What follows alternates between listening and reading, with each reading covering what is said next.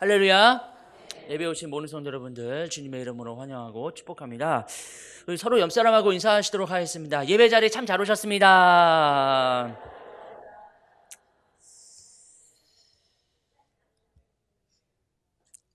네, 오늘 시편 100편 1절부터 5절까지 말씀을 통해서 하나님은 어떤 분이실까요? 라는 제목으로 함께 은혜를 나누고자 합니다.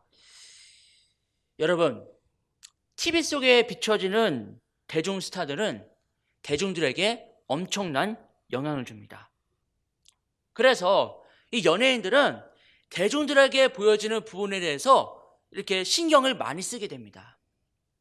왜냐하면 만에 하나 잘못된 행동을 하게 되면은 언론에서 비판적인 시각을 가지고 기사를 작성할 수 있기 때문이죠. 예를 들어서 연예인 A군이 이제 바빠서 그냥 지나쳤는데 그거 가지고 A군 물의 논란, 또는 B양의 불친절 논란, 또 C군이 폭행설, 그리고 D군이 이렇게 발언 논란 등등 그런 기사를 이렇게 많이 쓰게 되죠. 그렇기 때문에 이 연예인들은 각종 루머로 인해서 스트레스를 안고 살아갈 수밖에 없는 것입니다. 어떤 스타는 자유롭게 거리낌 없이 살기를 원하는데 대중의 시선이 너무나 불편하니까 그 연예인 자리를 박차고 평범한 자리로 돌아가는 분들도 있습니다. 특히 이제 스타가 결혼을 하지 않는 경우에는 팬들의 관심이 집중이 됩니다. 일부 팬들 중에는 집요하게 따라다니면서 이렇게 스토커처럼 괴롭히는 광적인 팬들도 있다고 해요. 그래서 이 연예인들은 그 사생활에 때로는 이렇게 어려움을 호소하기도 합니다. 그런데 가끔 미혼인 스타들 가운데 이렇게 서로 어떤 여성하고 이렇게 데이트를 하는 장면이 카메라에 포착되어서 TV라든지 아니면 SNS 그리고 유튜브 등등 그런 공중 매체에 노출되는 경우가 있습니다. 그러면 이 스타를 좋아하는 팬들 사이에 이렇게 소문이 나기 시작합니다. 내가 좋아하는 스타하고 어떤 여성하고 사귄대. 그렇게 서로 사귄다는 이야기가 이렇게 퍼져나가게 됩니다. 그래서 우리는 이것을 이렇게 열애설이라고 하죠. 그러면 그 열애설이 나면은 스타들은 이제 대응을 해야 되겠죠. 기획사를 통해서 이렇게 대응을 하게 되는데요.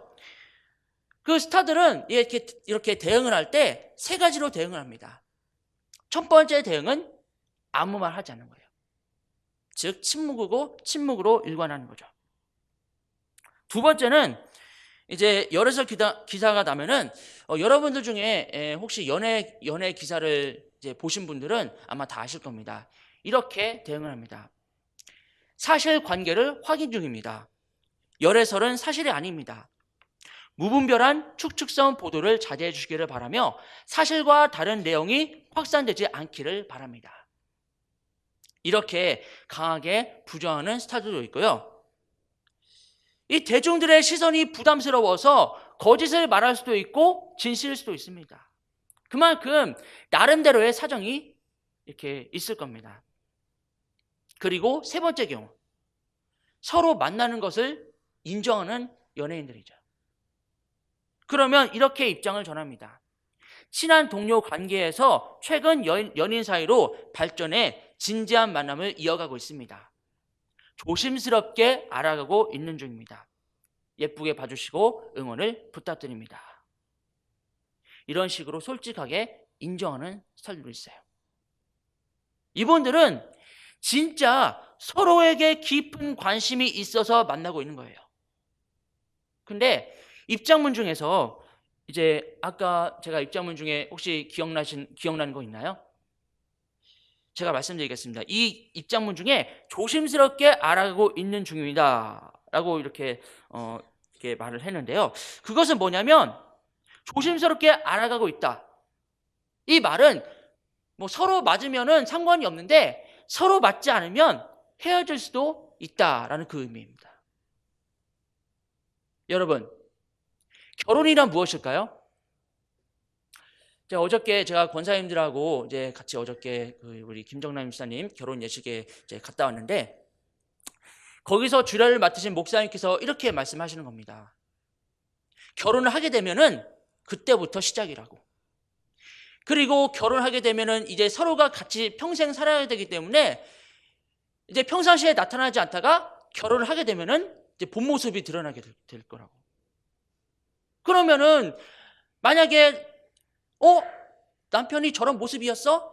아내가 저런 모습이었어? 라면서 실망을 할 게 아니라 서로가 서로를 그 자체를 인정해 주라고 이렇게 말씀을 하셨더라고요. 그 말씀 제가 기억합니다. 맞습니다. 결혼은 평생을 함께 걸어가겠다는 서로 간의 굳센 약속이며 거룩한 약속입니다. 그리고 결혼하면 이제는 남편으로서, 아내로서의 사명이 주어지기 때문이죠. 그래서 결혼을 하려면 서로가 서로를 알아가는 시간이 짧을 수도 있고 길 수도 있지만 서로를 알아가는 과정이 반드시 필요한 겁니다. 그리고 서로 알기 위해서는 비록 서툴지라도 진솔한 대화의 시간이 필요합니다. 사람의 겉모습만 가지고는 잘 모르기 때문에 같이 식사도 하고 그리고 데이트도 해야 되죠. 그럼에도 서로가 서로를 잘 모르니 얼마나 피곤하고 불편할까요? 아무리 서로 간에 호감이 있다고 해도 그 호감이 나의 스타일과 다른 사람의 스타일과 맞지 않으면 슬그머니 나갈 수 있는 정도의 호감일 뿐이니 서로가 긴장을 할 수밖에 없는 거예요. 특히 남녀 간에는 더욱 그렇습니다. 그래서 더욱 긴장하고 몹시 불편하고 그리고 어색한 겁니다. 남녀 간에 서로를 알아간다라는 것은 굉장한 도전입니다. 그리고 인내하는 시간이라 할 수 있죠. 때로는 어색하고 때로는 받아들이기가 힘들지만 차분히 기다리며 그 시간을 포용해야 합니다. 마치 마음을 다스리는 훈련을 하는 시간과도 같은 겁니다. 또한 너무 긴장해서 입이 얼어붙은 것처럼 말이 안 나오기도 할 겁니다. 그리고 나 자신의 평상시의 모습이었는데 막상 이렇게 하다 보면은 나 자신의 그런 평상시 같지 않는 모습 혹은 부자연스러운 모습에 가슴이 답답할 수도 있습니다. 그러면 상대에게 더욱 오버를 하기도 할 겁니다. 남녀가 서로의 취미를 알아보기 위해서 이렇게 영화관도 가보고 놀이공원도 가보고 그리고 카페라든지 혹은 산, 바닷가에 가보기도 합니다. 심지어는 이렇게 여행도 다니기도 하죠. 그럼에도 너무나 까다롭고 복잡한 것이 남녀 간의 만남인 것입니다. 서로 알아간다는 것은 시간이 필요한 것인데, 근데 성질이 급한 사람은 이제 난 다 알았다. 난 이제 판단을 끝냈다. 그래서 마치 다 알았다는 것처럼 경솔하게 판단하기도 합니다. 그러니 남녀 간의 만남이라는 것이 얼마나 불편한지 몰라요. 때로는 얼마나 상처가 되기도 하겠습니까? 모든 것이 다 그렇지만 무엇인가를 알아간다는 것은 쉬운 것이 하나도 없기 때문입니다. 무엇인가를 제대로 내가 알기 위해서는 인내하는 능력이 꼭 필요한 거죠. 이처럼 하나님이 주신 짝을 찾는다는 것은 쉽지 않습니다.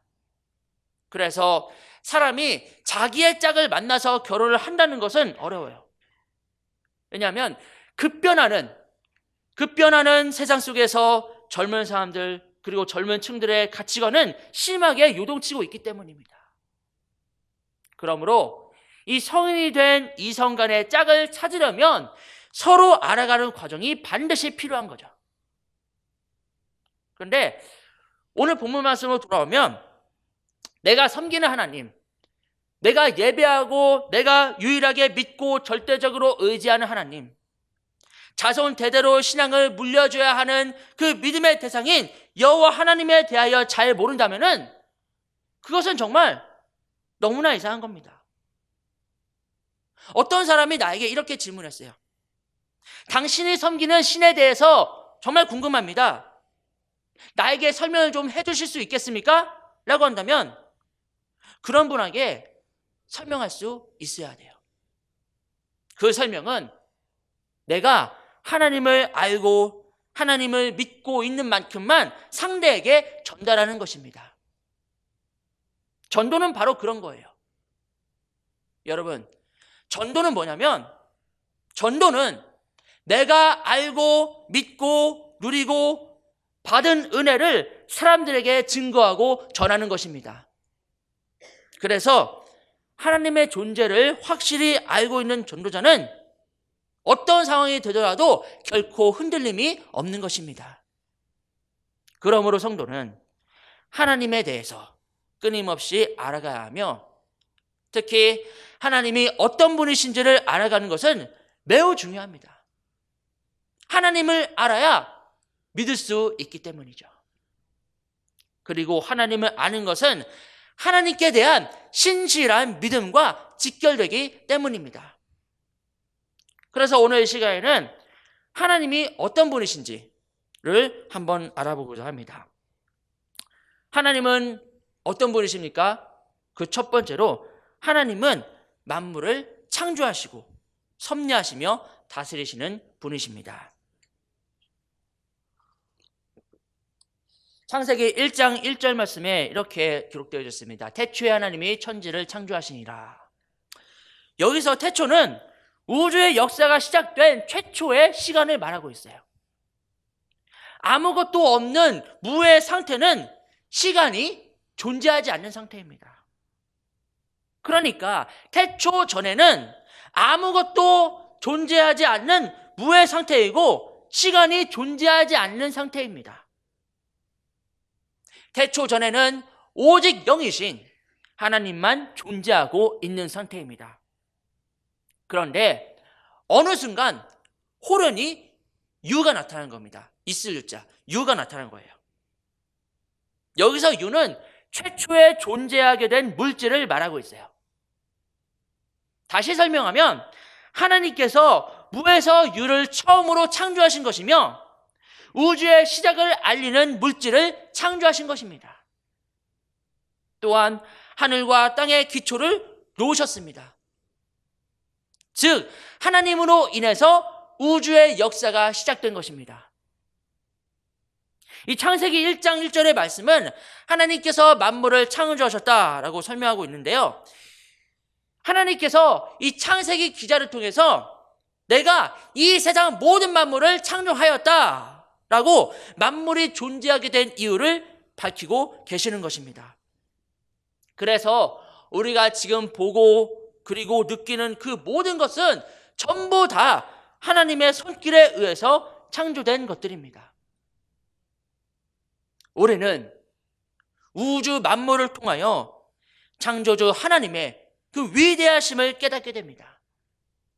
사소한 작은 것 하나 만들어도 놀라운 것인데 우리 하나님께서는 온 천지 우주 만물을 설계하시고 그리고 창조하신 참으로 놀라우신 분이십니다.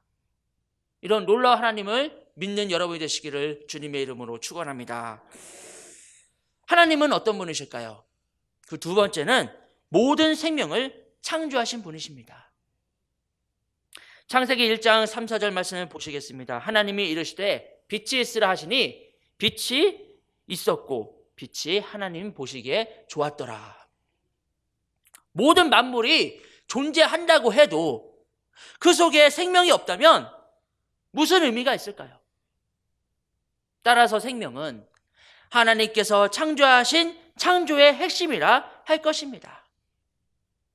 하나님께서는 빛을 창조하셨는데 여기서 빛은 생명의 탄생을 의미합니다. 그리고 모든 생명의 본질이요, 모든 물질의 근본이 바로 빛입니다. 그런데 하나님께서는 이 빛을 창조하시고 하나님이 보시기에 좋아하셨다고 나오고 있습니다.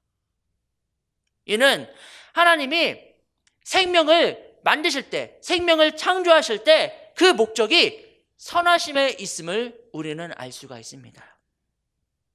그래서 하나님은 좋으신 하나님, 선하신 하나님이십니다. 우리는 생명의 근원이 좋으신 하나님께로부터 왔음을 알 수가 있습니다. 여기 계신 우리 교회교회 성도 여러분은 좋으신 하나님으로부터 이미 생명을 선물로 받은 것이나 마찬가지입니다. 그러므로 우리는 하나님이 주신 그 생명의 에너지를 선하게 사용해야 됩니다. 하나님께서는 생명을 복되고 아름답게 사용하시기를 원하시기 때문이죠. 하나님은 어떤 분이실까요? 그 세 번째로 하나님께서는 하나님의 형상을 따라 사람을 창조하신 분이십니다. 창세기 1장 26절 말씀 보시겠습니다. 하나님이 이르시되 우리의 형상을 따라 우리의 모양대로 우리가 사람을 만들고 그들로 바다의 물고기와 하늘의 새와 가축과 온 땅과 땅에 기는 모든 것을 다스리게 하자 하시고, 하나님께서는 우주의 모든 것을 다 만들어 오신 이후에 마지막으로 무엇을 창조하셨나요? 예, 바로 사람을 만드셨습니다. 인간을 창조하신 것이죠. 그런데 사람만 하나님의 형상을 따라서 만드셨어요. 그 이유는 사람으로 하여금 세상을 다스리게 하시려고 하나님의 형상을 따라 창조하신 것입니다. 시편, 오늘 본문 시편 100편 3절 상반절의 말씀을 보면은 여호와가 우리 하나님이신 줄 너희는 알지어다. 그는 우리를 지으신 이요라고 나와 있어요. 이 말씀은 하나님께서 사람을 지으셨음을 알아야 한다라고 강조하는 말씀입니다. 여러분, 하나님께서 어떤 분이신지를 좀 더 구체적으로 살펴보도록 하겠습니다. 하나님께서는 만물을 창조하신 분이십니다. 그리고 그 만물을 보시기에 좋게 창조하셨습니다. 이후에 그 만물이 균형과 질서와 조화를 통하여 움직이도록 섭리하시고 궁극적으로 존재하게 하셨습니다. 뿐만 아니라 하나님 대신에 만물을 잘 다스리게 하려고 하나님과 같은 형상을 가진 사람을 창조하셨습니다. 그런데 이 사람이 하나님의 형상을 따라 창조되었다는 뜻은 매우 중요해요. 이 말씀은 사람이 동물이나 식물과는 다르게 하나님의 인격을 가진 존재로 창조되었다는 의미이기 때문입니다. 보통 사람의 인격을 말할 때는요, 지정의를 말하는데, 이것은 사람은 지적인, 정적인, 그리고 의지적인 존재라는 의미입니다. 이것이 무슨 뜻인지를 구체적으로 살펴보도록 하겠습니다. 이 사람은 첫째, 하나님의 지혜와 지식을 통찰할 수 있는 지적 능력을 가지고 있다는 것입니다. 사물을 통찰한다는 의미는 사물의 그 내부를 관통하여 그 속을 훤히 들여다보면서 관찰하는 것을 의미합니다. 그리고 그 사물의 그 내부를 잘 통찰해서 그 속에 담겨져 있는 하나님의 지혜와 지식을 배우고 익힐 줄 압니다. 그래서 하나님이 창조하신 그 창조의 원리를 따라서 다양한 것을 만들기도 하죠. 그래서 자동차도 만들고 비행기도 만들고 그리고 우리가 사용하는 스마트폰도 만들고 그리고 인공위성 등등 이렇게 만듭니다. 그런데 이 원숭이라든지 아니면 오랑우탄은 아무리 그 뛰어난 사육사가 이렇게 오랑우탄 혹은 원숭이를 교육시켜도 하나님의 창조 원리를 알아들을 수가 없습니다. 그래서 수천 년이 지나고 수백억 년이 지나도 볼펜 한 자루도 만들 수 없습니다. 왜냐하면 원숭이나 오랑우탄은 그 동물들에게는 하나님의 지혜나 지식을 통찰할 수 있는 능력 자체가 없기 때문입니다. 오직 사람만이, 오직 인간만이 하나님의 창조 원리를 이해할 수 있는 능력을 가지고 있는 것입니다.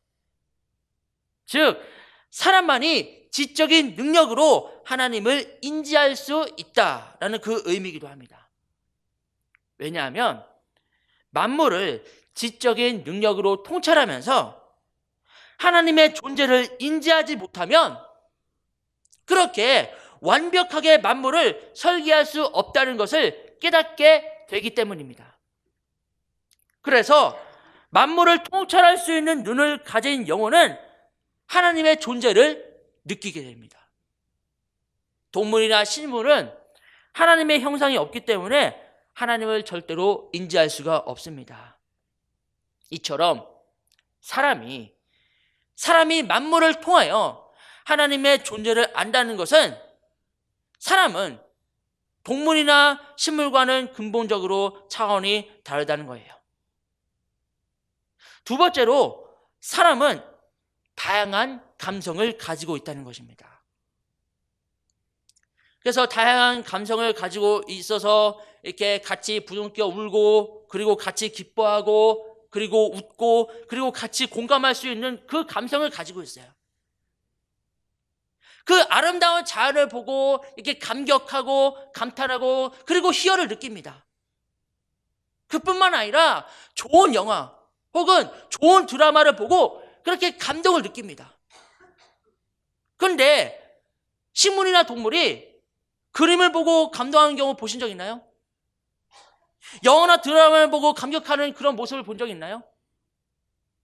대자연을 보고 정말 아름답다 하면서 그 아름다움에 도취되어서 이렇게 흥분을 하거나 이렇게 느끼는 그런 경우를 보신 적 있나요?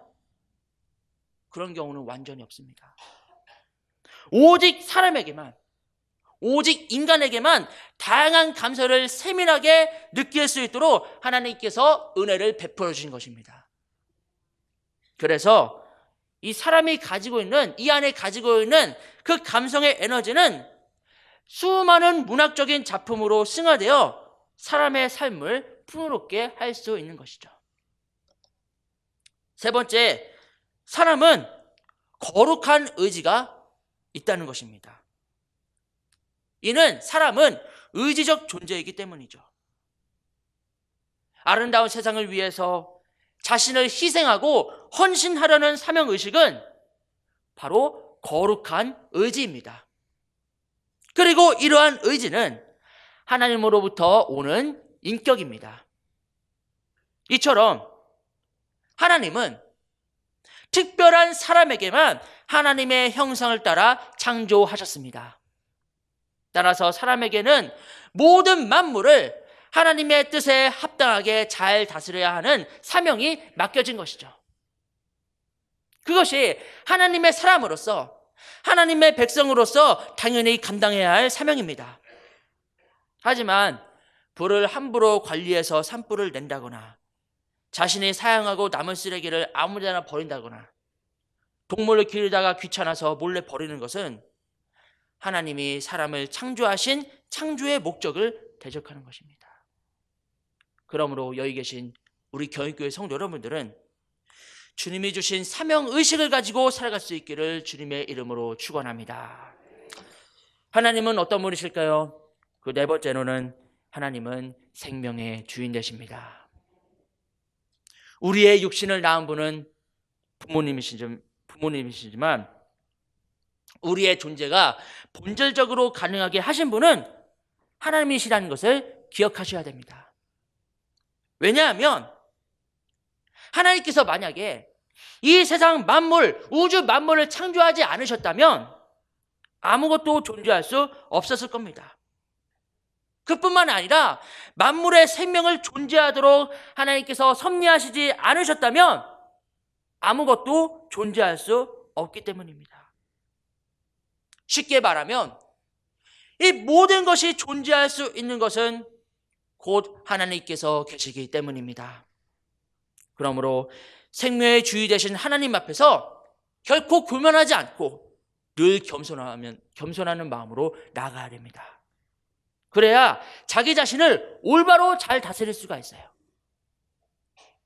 시편 100편 3절 보시겠습니다. 여호와가 우리 하나님이신 줄 너희는 알지어다. 그는 우리를 지으신 이요 우리는 그의 것이니. 이 뜻은 우리는 우리의 주인 되시는 하나님의 것이다 라는 그 의미의 말씀입니다. 여러분, 하나님은 우리의 주인이십니다. 믿으십니까? 하나님은 여러분의 주인이시기 때문에 하나님의 뜻이 무엇인가를 잘 살피셔야 됩니다. 하나님과 교감하기 위해서 기도하는 성도는 하나님의 뜻을 잘 살피는 성도예요. 말씀에 집중하고 말씀에 복종하고 순종하는 성도는 하나님의 뜻을 잘 따르는 성도입니다. 하나님의 뜻을 따르는 성도는 생명의 주인이 되신 하나님께서 영적인 생명의 능력을 더욱 넘쳐나게 하십니다. 마치 독수리가 하늘을 힘차게 나는 것 같은 힘을 부어주실 것을 믿고 생명의 주인이신 하나님의 뜻을 따르는 여러분이 되시기를 주님의 이름으로 축원합니다. 하나님은 어떤 분이실까요? 다섯 번째, 하나님은 성도를 보호하시고 보살펴 주시는 분이십니다. 시편 100편 3절 하반절에 이렇게 기록되어 있습니다. 우리는 그의 것이니 그의 백성이요 그의 기르시는 양이로다. 하나님께서 창조하신 사람은 사실 양처럼 연약한 존재예요. 양은요, 맹수와 같이 사납지 않습니다. 날카로운 발톱도 없고 힘도 약하고 이빨도 무디고 눈도 밝지 않아서 맹수에게 걸리면 죽음을 당할 수밖에 없습니다. 그래서 양을 치는 목자의 보호가 절실합니다. 참된 목자는 어떤 사람일까요? 참된 목자는 양을 보호하기 위하여 목숨을 내놓는 사람이에요. 그런데 우리 하나님께서는 마치 양을 기르시는 목자와 같이 우리를 보호하시고 보살펴 주십니다. 여러분들이 잘 아시는 말씀 구절이죠. 시편 23편 1절부터 4절까지의 말씀인데요. 제가 봉독하도록 하겠습니다. 시편 23편 1절부터 4절입니다. 여호와는 나의 목자시니 내게 부족함이 없으리로다. 그가 나를 푸른 풀밭에 누이시며 쉴 만한 물가로 인도하시는도다. 내 영혼을 솟아시키시고 자기 이름을 위하여 의의 길로 인도하시는도다. 내가 사망의 음침한 골짜기로 다닐지라도 해를 두려워하지 않을 것은 주께서 나와 함께 하심이라. 주의 지팡이와 막대기가 나를 안위하시나이다. 이 시편 23편은 다윗의 신앙 고백입니다. 다윗의 신앙 고백인데요. 다윗은 하나님이 어떤 분이신 것을 잘 알고 있습니다. 그래서 다윗은 목자처럼 자기 자신을 보호하시고 보살펴 주시는 하나님을 얼마나 신뢰하고 하나님 품 안에서 얼마나 깊은 안식을 누리는가를 우리는 잘 알 수 있습니다. 다윗은 정말 하나님께 은혜와 복을 받은 믿음의 왕이에요. 사진 한번 보실까요? 그 사진을 보면은 이스라엘 국기입니다. 그 이스라엘 국기를 보면 가장 가운데 육각형의 별이 있어요. 보이시죠? 이 육각형의 별이 뭐냐면은 바로 이 육각형의 별은 다윗을 상징합니다. 이 한 나라를 상징하는 국기에 그 나라의 인물이 들어간 국기는 아마 찾아보기 어려울 정도예요. 이 이스라엘이라는 나라는 하나님께서 다윗을 통해 이스라엘의 토대를 세웠다고 보고 있는 겁니다. 그래서 모든 국기 중에 인물이 들어간 국기로는 이스라엘이 유일합니다. 이렇듯 다윗은 정말 하나님 앞에 복을 받은 사람이죠. 복을 받은 사람이기에 이스라엘 역사상 가장 위대한 왕으로 평가받을 수 있었습니다. 다윗은 하나님이 주신 사명을 분명하고 명확하게 알았고 그런 자신을 하나님께서 마치 목자처럼 보호해 주실 것임을 알았기 때문입니다. 그래서 시편 23편에 여호와는 나의 목자시니 내게 부족함이 없으리로다 라는 그 멋진 신앙 고백을 할 수 있었던 것이죠. 여러분을 어떤 분이 보호하시고 보살펴 주십니까? 네, 맞습니다. 여러분을 보호하시고 보살펴 주시고 그리고 여러분의 그 인생의 길을 인도하시는 분은 바로 우리 주 하나님이십니다. 따라서 목자처럼 우리를 보호하시는 하나님의 은혜를 날마다 누리시기를 주님의 이름으로 축원합니다. 하나님은 어떤 분이실까요? 하나님은 선하신 분이십니다. 시편 100편 5절을 보시겠습니다. 보시면 여호와는 선하시니라고 나와 있어요. 맞습니다. 5절 말씀 그대로 여호와 하나님은 선하신 분이십니다. 하나님께서 선하시다는 것은 창세기 1장을 보면은 알 수가 있습니다. 이 선은 착할 선자입니다. 한자어로는 착할 선자이고요. 히브리어로 표현하자면 토브입니다. 토브. 하나님께서는 온 우주를 창조하신 이후에 반복적으로 보시기에 좋았더라라고 말씀하셨는데, 하나님께서는 선하신 분이시기 때문에 선한 뜻을 따라서, 좋은 뜻을 따라 만물을 창조하신 것입니다. 따라서 선하신 하나님을 알고 믿고 그리고 섬기고 의지하면 여러분 모두는 선한 사람, 그리고 좋은 사람, 복된 사람으로 살아갈 수 있습니다. 하나님은 어떤 분이실까요? 하나님은 인자하심이 영원하신 분이십니다. 5절을 계속해서 보도록 하겠습니다. 여호와는 선하시니 그의 인자하심이 영원하고. 하나님께서는 사람을 이렇게 선한 목적으로 창조하셨지만 아담의 원죄로 인해서 그 아담의 원죄가 사람에게 들어가서 하나님의 형상이 깨지고 말았습니다. 쉽게 말하면 사람의 인격이 불완전한 인격을 갖게 된 거죠.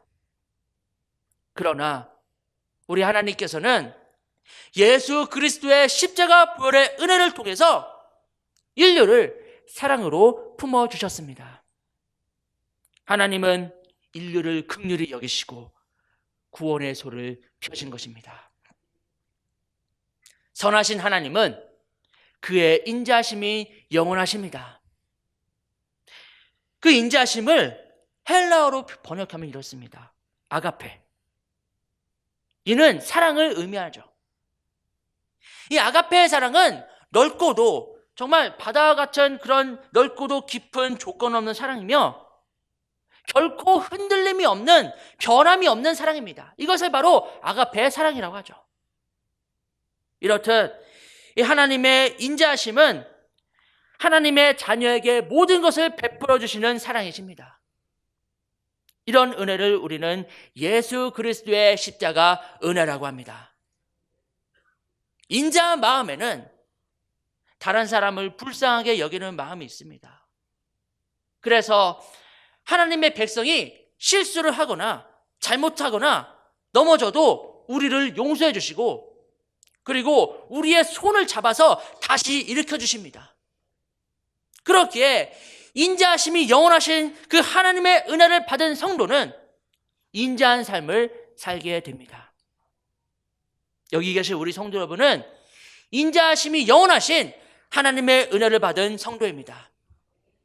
따라서 우리를 사랑으로 품어주신 그 인자하심이 영원하신 하나님께 항상 감사하는 마음으로 살 수 있기를 주님의 이름으로 축원합니다. 하나님은 어떤 분이실까요? 하나님은 성실하신 분이시며 자손들을 대대로 돌보아 주시는 분이십니다. 5절 다음 구절을 보시겠습니다. 그의 성실하심이 대대에 이르리로다. 성실한 마음은 거짓이 없는 참된 마음이며 이러한 마음은 하나님의 인격에서 오는 마음입니다. 하나님의 거룩한 속성 가운데 하나는 바로 성실한 마음이에요. 창세기 24장 27절의 말씀을 보시면 이렇게 기록되어 있습니다. 나의 주인 아브라함의 하나님 여호와를 찬송하리이다. 나의 주인에게 주의 사랑과 성실을 그치지 아니하셨사오며 여호와께서 길에서 나를 인도하사 내 주인의 동생 집에 이르게 하셨나이다. 이 아브라함의 종은 아브라함의 곁에서 하나님을 목격했는데 여호와 하나님께서 주인인 아브라함을 사랑하시고 그 성실함으로 아브라함을 보살펴 주셨다라는 그 고백의 말씀입니다. 이처럼 성실하게 행하는 사람은 정성을 다해 진실함으로 행하는 사람입니다. 하나님은 하나님의 백성들에 대한 긍휼하심이 너무나도 특별해서 하나님의 백성들의 실수와 잘못과 허물에도 불구하고 변함없이 성실하심으로 돌보시고 보호하시고 은혜를 베푸십니다. 그래서 하나님께서 베풀어 주시는 은혜가 성실하다고 말하는 것입니다. 그리고 하나님은 하나님을 경외하는 믿음의 자녀들에게 성실하게 은혜를 대대에 걸쳐서 베풀어 주십니다. 그래서 하나님은 성실하신 분이십니다. 하나님을 예배하고 은혜를 받으면 하나님을 닮아가기 때문에 성실한 인격을 갖게 되는 것입니다. 여러분의 성실하심으로 가정과 사회와 국가가 건강해지는 겁니다. 여러분으로 인해서 복된 질서와 기강이 세워진다는 사실을 믿으시기 바랍니다. 이러한 하나님은 어떤 분이신지를 8가지를 통해서 살펴봤는데요. 이러한 8가지의 능력을 갖고 계시는 하나님께 우리는 어떤 삶을 살아야 할까요? 그것은 바로 마땅히 하나님께 영광을 돌리는 삶을 살아야 합니다. 오늘 본문 말씀 시편 100편 1절부터 2절 말씀 한번 보시겠습니다. 온 땅이여 여호와께 즐거운 찬송을 부를지어다. 기쁨으로 여호와를 섬기며 노래하면서 그의 앞에 나아갈지어다.